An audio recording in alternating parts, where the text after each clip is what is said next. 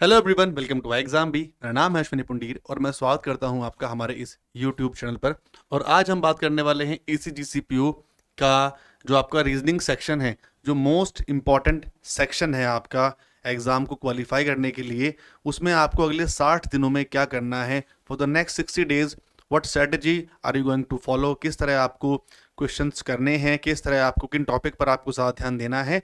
तो इन सब चीज़ों के बारे में हम यहाँ पर आज बात करने वाले हैं। ज़्यादा टॉपिक नहीं है, 7 से 8 टॉपिक आपकी होंगे, है ना, गिनती के, जिन पर आपको अपनी कमांड बनानी है, जिनसे आप अपने सिलेक्शन को पक्का कर सकते हैं। ये नहीं कह रहा हूँ कि वो 7-8 क्वेश्चन ही आपके एग्जामिनेशन में आने वाले हैं, बट मेरे पास 2 साल का स्टैट्स है। जो स्टैट्स जो होते हैं वो कभी झूठ नहीं बोलते, ठीक है। स्टैट्स जो है बहुत बढ़िया चीज़ होती है। तो बात करेंगे यहाँ पर भैया हमारे एग्जाम के बारे में। सबसे पहली बात, अगर आपने इस फॉर्म को फिल नहीं किया है तो रजिस्ट्रेशन अभी चालू है, इस फॉर्म को आप फिल कर दीजिए। 13 ऑफ अक्टूबर इस फॉर्म फिलिंग की लास्ट डेट है। अभी 14 को जो आपके एग्जाम है, ये जो फॉर्म है वो आए थे। 16 नवंबर को आपका यहाँ पर एग्जाम होगा, सिंगल फेज एग्जामिनेशन है। उसी दिन आपको ऑब्जेक्टिव होगा, उसी दिन आपका डिस्क्रिप्टिव भी होगा, ठीक है। तो ये बातें आपको ध्यान रखनी है, आपको बातें आपको ध्यान से समझनी है। चलिए आगे बात करते हैं वैकेंसीज के बारे में। वैकेंसी है भाई यहाँ पर 40। ओवरऑल वैकेंसी कितनी है? 40 है।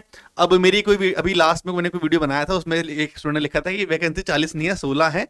तो भाई देखो, डिपेंड करता है कि हम जिस कैटेगरी में आते हैं, हमारे लिए 16 ही होंगी, बट मैं यहाँ पर सबकी बात कर रहा हूँ। तो सबके लिए यहाँ पर वैकेंसी जो है वो 40 है। SC category 6, ST 4, OBC 11, EWS 3, unreserved की 16 है। टोटल आपकी 40 वैकेंसीज हैं, ठीक। चलिए, एज लिमिट आपकी यहाँ पर क्या है? 21 से लेकर 30 साल, है ना। और 1 सितंबर तक आपकी जो ये एज लिमिट है हो जानी चाहिए। ऐसी ही सेम चीज आपसे मांगी गई है क्वालिफिकेशन में, जो कि आपका ग्रेजुएशन है, आपकी डिग्री 1 सितंबर से पहले पहले पूरी हो जानी चाहिए। ये इसके मिनिमम क्वालिफिकेशन है, क्राइटेरिया है। अब आते हैं मेन मुद्दे पर, अब आते हैं एग्जाम पैटर्न पर। क्या आपके एग्जाम में चीजें आने वाली हैं? रीजनिंग की वीडियो है, तो रीजनिंग तो ऑब्वियसली बात है, आएगा ही आएगा।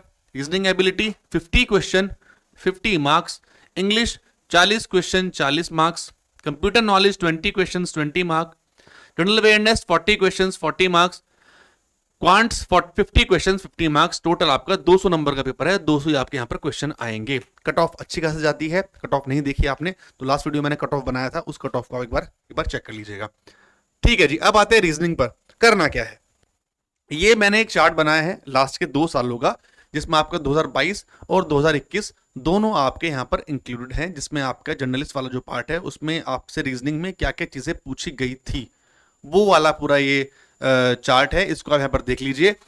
अब यहाँ पर जितने भी टॉपिक यहाँ पर लिखे हैं, इसको मैं एक काउंट करूंगा पूरा, 1 2 3 4 5 6 7 8 9 10, कुल मिलाकर 10 टॉपिक है।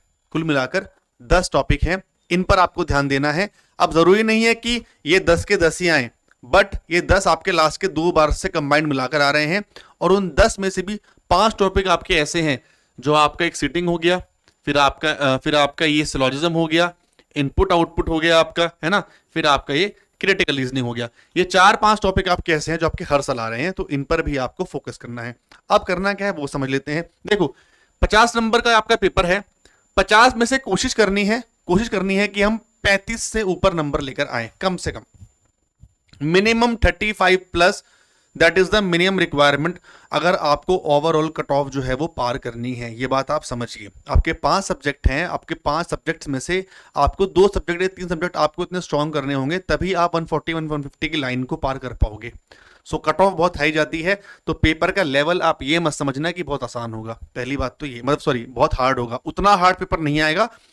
टाइम दिया गया है आपको, तो कट ऑफ हाई जा रही है, तो पेपर उतना भी टफ नहीं होगा कि आप पीओ मेंस क्या बोले, बट आप पीओ प्रीलिम्स तक का आप चीजें जो है वो लेकर चल सकते हैं कि पीओ प्रीलिम्स का लेवल आपका यहाँ पर होगा, है ना। ये बात आपकी होगी। मेंस में इतनी हाई कट ऑफ नहीं जाती है ना। लॉजिकल बातों पर बात करेंगे, ये नहीं कि यार ये नहीं होगा वो नहीं होगा, जो सिंपल चीजें पॉसिबल है उन पर बात करेंगे। सबसे पहला आप यहाँ पर देखो, 2022 में 25 नंबर की, 50 में से 25 नंबर की पजल और सीटिंग थी।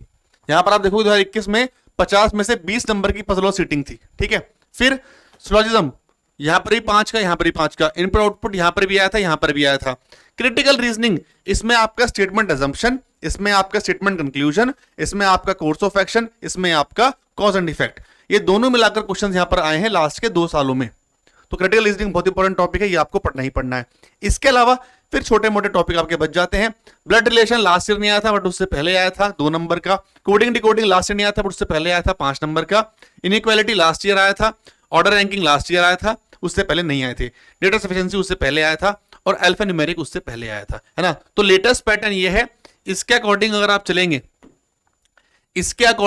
चलेंगे तो चीजें आपकी काफी बेहतर होंगी, काफी अच्छी होंगी। करना क्या है, अगले 2 महीनों में कोशिश करो सबसे पहले अपने ये वाले टॉपिक खत्म कर दो।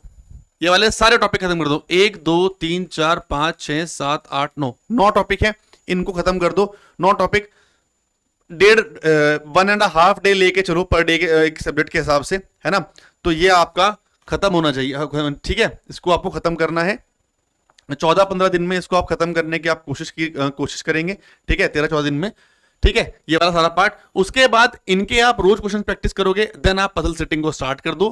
बिना इसके तो एग्जाम निकलेगा ही नहीं, भूल जाओ। पजल सेटिंग करनी पड़ेगी, तभी आपकी चीजें जो है वो अच्छी होंगी, ठीक। तो पजल सेटिंग की मेहनत करो। 1.5 महीना अगर आपने अच्छे से मेहनत कर ली, अच्छे से प्रैक्टिस कर ली, क्योंकि फिर आपके पास ये चीजें करने के लिए नहीं होंगी। फिर आपको खाली इनकी प्रैक्टिस करनी है। फिर पजल और सेटिंग लगाओ अच्छे से। सेटिंग का क्वेश्चन पक्का आना ही आना है, आसान क्वेश्चन आएगा, 5 नंबर बहुत आराम से आएंगे।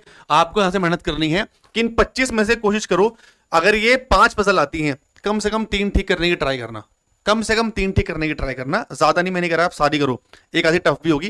कोशिश करना है कि आप 3 ठीक कर पाओ। वो 3 आपको ढूंढनी है उस टाइम में से, ठीक है, वो 3 आपको ढूंढनी है। तो ये आपका पूरा पैटर्न है। अगर आप इसको आप फॉलो करोगे रीजनिंग के हिसाब से, तो आई होप आप 35-40 से ऊपर नंबर ले आओगे। इतने नंबर लाओगे तभी आपकी चीजें हो जाएंगी। क्योंकि जीए में मुझे नहीं लगता कि जीए में स्कोर कोई कर पाएगा। जीए वैसे भी बहुत टिपिकल सब्जेक्ट होता है। 40 में से आपके अगर 15 नंबर भी आ गए, 20 भी आ गए, बहुत बड़ी बात है। तो जीए के आप 20-25 नंबर तो आप ऐसे ही हटा दो, तो बाकी जगह आप स्कोर करोगे। कंप्यूटर में स्कोर करो, रीजनिंग में स्कोर करो, ठीक है, इंग्लिश में स्कोर करो, समझे। तो ये पूरी चीजें हैं जो आपको फॉलो करनी है। इस पैटर्न को फॉलो करो, चीजें आपके समझ में आ जाएंगी, चीजें आपके अच्छे से हो जाएंगी, ठीक है। बाकी ये हमारे कुछ लास्ट ईयर के सिलेक्टेड कैंडिडेट्स हैं ईसीजीसी पीओ के रिगार्डिंग। और ये हमारा भाई, है ना, ये आपका स्टडी प्लान है, ये कटआउट है स्टडी प्लान का। इसका लिंक नीचे गिवन होगा डिस्क्रिप्शन बॉक्स में, इसको आप वहां से डाउनलोड कर सकते हो। कोर्स में जो आपको क्लासेस मिलेंगी ये उसका स्टडी आउट था। अगर आपको कोर्स के में रिगार्डिंग कोई भी हेल्प चाहिए तो आप एग्जाम पे को रीच आउट कर सकते हैं। इस नंबर पे आप कॉल कर लीजिएगा हमें, एंड हम आपके यहाँ पर हेल्प करेंगे। क्योंकि एक सिस्टमैटिक वे मिल जाता है पढ़ने का, क्वेश्चंस मिल जाते हैं, नोट्स मिल जाते हैं, क्वेरीज सॉल्व हो जाती हैं। तो सबका भी हमें ध्यान रखना होता है। बाकी स्ट्रैटेजी मैंने आपको बताई दी है। It is up to you कि कोर्स आपको लेना है या फिर नहीं, ठीक है। बाकी मैं आपकी यहाँ पर हेल्प करता रहूँगा, गाइडेंस आपको मिलती रहेगी। बट चीज़ें स्टार्ट कर दो, है ना, चीज़ें स्टार्ट कर दो। 2 महीने बचे हैं, चीज़ों को अच्छा कर लो, ठीक। चलिए, तो फिर मिलते हैं फिर नेक्स्ट वीडियो में। अपना ध्यान रखिए, जैसे पढ़ाई कीजिए। आपने कहा था नेक्स्ट वीडियो कैसे आनी चाहिए, अब धीरे धीरे आपकी subject wise strategy wise videos आती रहेंगी। ऐसे ही आप चैनल पर बने रहिएगा, वीडियोस को शेयर करते रहिए, लाइक करते रहिएगा, ठीक। So with exam you can prepare 50% faster. That was Ashwini for you. मिलते हैं नेक्स्ट वीडियो में। Thank you so much, bye bye.